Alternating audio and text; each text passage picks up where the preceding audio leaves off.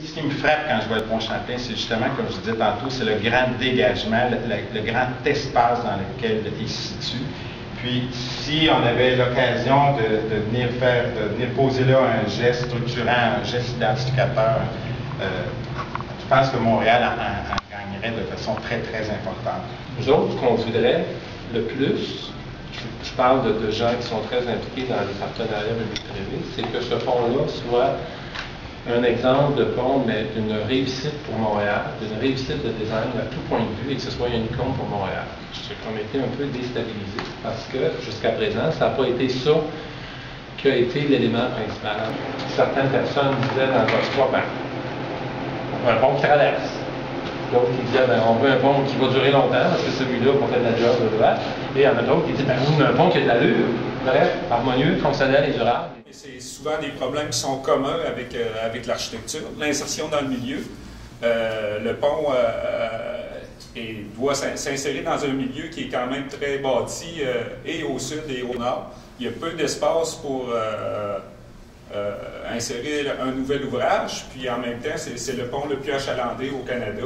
Il n'est pas question de démolir le pont pour en reconstruire un autre. Donc, même en construisant un nouveau pont à côté de l'existant, on doit quand même maintenir la circulation quand on va faire les raccordements. À la fin du projet, quand le nouveau pont doit être raccordé au réseau et au nord et au sud et avec toutes les bretelles, c'est un casse-tête assez incroyable. Le mode de réalisation, c'était le projet PPP. Pour moi, qui est ingénieur, mais qui a aussi un souci de l'esthétique, je dirais que c'est le plus mauvais système possible de réalisation parce que c'est difficile de mettre dans un devis des contraintes sur l'architecture. Donc, il va falloir qu'il y ait quelque chose de très différent de ce qui se fait actuellement en PPP.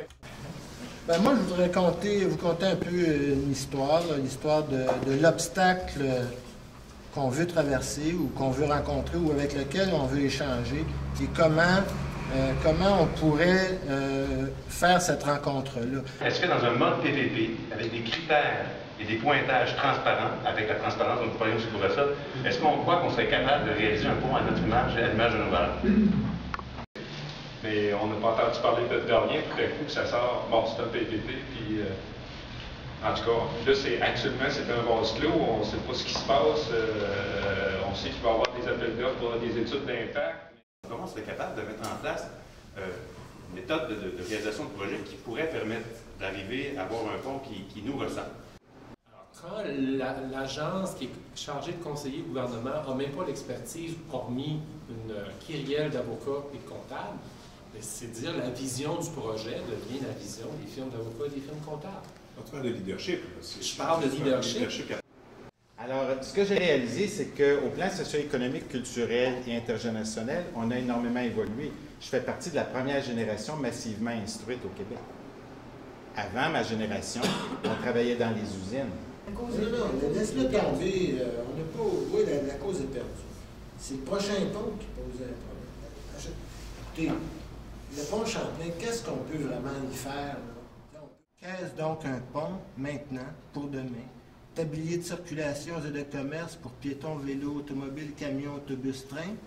Ou l'outil d'un rêve, un ouvrage de culture d'art à l'image des valeurs qui nous transforment, comme nous les transformons?